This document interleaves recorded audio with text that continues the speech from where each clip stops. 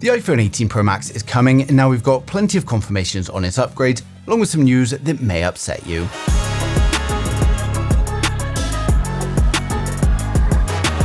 So first up, we've got news that Apple is looking at another way to deal with the ongoing memory shortage, and according to a new report from the Wall Street Journal, Apple has started testing DRAM chips from Chinese manufacturer CXMT for future iPhones and MacBooks.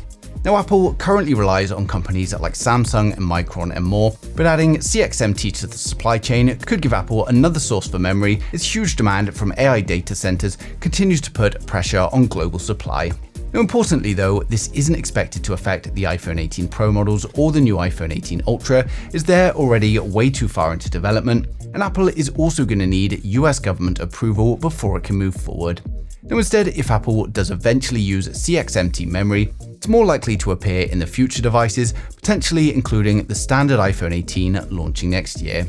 Now, something you can get now, however, is iOS 27. And if you're thinking about trying iOS 27, but you don't want to get stuck if you don't like it, we've got today's video sponsor, Wondershare Dr. Phone. It gives you an easy way to upgrade your iPhone with the option to roll back later if you change your mind. Now, the process is really straightforward. Just download Dr. Phone onto your computer, connect your iPhone, head into the toolbox, then go to System Repair and choose iOS Upgrade.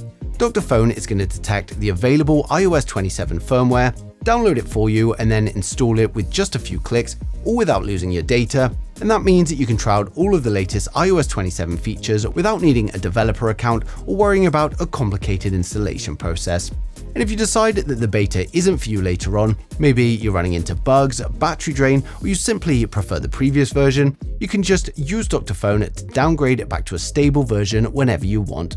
Now, it can also help fix common iPhone issues after updating, like freezing, boot loops, or other software problems, making it a really useful tool not only for testing out new iOS versions, but also just fixing any issues you've got with your iPhone.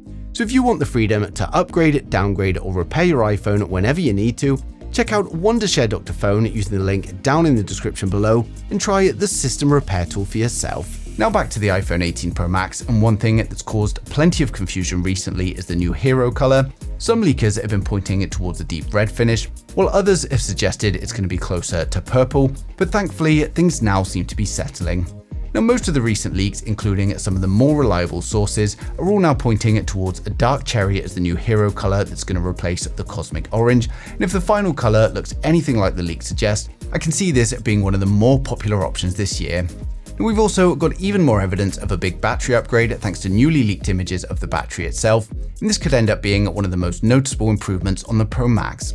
Now, according to the leak, the US eSIM-only model is going to make the jump from 5,088 mAh to a whopping 5,567, and this is around a 9% increase. The physical SIM version gets an even bigger jump, going from 4,823 to 5,391 mAh, and if we combine those larger batteries with the efficiency improvements expected from the new A20 Pro chipset and the new display, then the iPhone 18 Pro Max could deliver some seriously impressive battery life. Now, reports do suggest that the phone's going to be slightly thicker and heavier to accommodate the larger battery and other hardware upgrades, but personally I think it's a worthwhile trade-off for significantly better battery life. Now, the display itself is getting some upgrades as well, and Apple are reportedly using Samsung's latest M16 OLED technology, so this should bring improvements to brightness, power efficiency, and color accuracy, while potentially helping the larger battery last even longer. Now, interestingly, Apple also reportedly negotiated lower display prices with both Samsung and LG, with some reports suggesting it could reduce panel costs as much as 20%. Now, unfortunately, that doesn't mean the iPhone itself is getting any cheaper, and instead Apple is trying to offset rising manufacturing costs elsewhere, because one of the biggest stories surrounding the iPhone 18 right now is just how much more expensive these iPhones could be to produce. And we've already had multiple reports warning that the ongoing memory shortage could limit supply of the new iPhones, while Apple reportedly believes it can meet the initial demand around launch.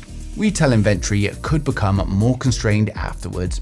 The bigger problem though is the cost. Memory prices have risen significantly, and a TrendForce report even estimates that the iPhone 18 Pro could cost Apple around 38% more to manufacture, And unfortunately, at least some of that additional cost is expected to be passed on to the consumers. Now, some reports are pointing towards roughly $100 increase across the lineup, while more aggressive estimates suggest that the Pro models could rise by $200 to $300. Now, that is a huge difference, so pricing is definitely one area where I'd wait for more reliable information before getting too concerned. And as soon as we get anything solid, I'll update you guys straight away. Now, there is some better news for anyone planning to trade in their current phone though, because Apple has just increased the trade-in values across a large number of older devices only weeks before the new models arrive. Now, some models have increased by as much as 30%, with the iPhone 16 Pro jumping from $560 up to $630, while the 16 Pro Max increases from $695 to $720. Now, Apple has also increased values across plenty of older iPhones, iPads, and Apple Watches, while adding more Android devices from brands including Samsung, Google, and OnePlus. Now, these values can obviously change again once the iPhone 18 launches, but right now it certainly looks like Apple is trying to make upgrading a little bit more attractive. Now, something else that could be different this year is going to be the pre-order. Apple is expected to hold the iPhone 18 launch on Wednesday, September 9th, and normally we'd then expect the pre-orders to begin on the following Friday. But this year, however, that Friday falls on September 11th, and according to Mark Gurman, Apple is expected to avoid opening pre-orders on that day out of respect. The last time September 11th fell on a Friday, Apple did move pre-orders to the Saturday, so we could see the exact same thing happen again this year, potentially giving us a September the 12th pre-order date instead. Now, when it comes to the design of the iPhone 18 Pro models, we've had so many leaks and reports pointing towards the exact same thing, so we'd be pretty confident about what we're getting. Now, it's essentially an evolution of last year's design rather than anything new. The phone is expected to be slightly thicker to accommodate all those internal upgrades, while the rear glass could blend much more closely with the aluminium chassis for a more uniform finish. But the renders you're seeing here are my interpretations based on all of the latest leaks, so while the overall design should be very close, the exact colors are still estimates. Now, we're also getting conflicting reports on whether Apple is going to stick with 3 colors again or bring back a 4th black option, and I'm really hoping we do get the black model. But overall, the iPhone 18 Pro models are shaping up to be a strong addition to the lineup, and this year seems to be much more about meaningful hardware and software improvements rather than completely redesigning the phone. Now, the huge battery increase on the Pro Max could make a real difference for everyday use, while the new A20 Pro, more efficient display, and other internal upgrades should help push battery life even further. Now, we're also expecting plenty of camera improvements, and while Apple Intelligence and new Siri is obviously going to play a major role in the software experience. Now, Apple has fallen behind a little bit compared to the competition when it comes to AI, so really this needs to be the year where we start seeing some substantial improvements. Now, the biggest concern right now is definitely pricing. If Apple can keep the increase relatively small, then the combination of better battery life, improved cameras, a more efficient display, and upgraded performance could make the iPhone 18 Pro Max a very compelling flagship. If some of those $200 to $300 price increase predictions turn out to be accurate though, it's going to become much harder to sell.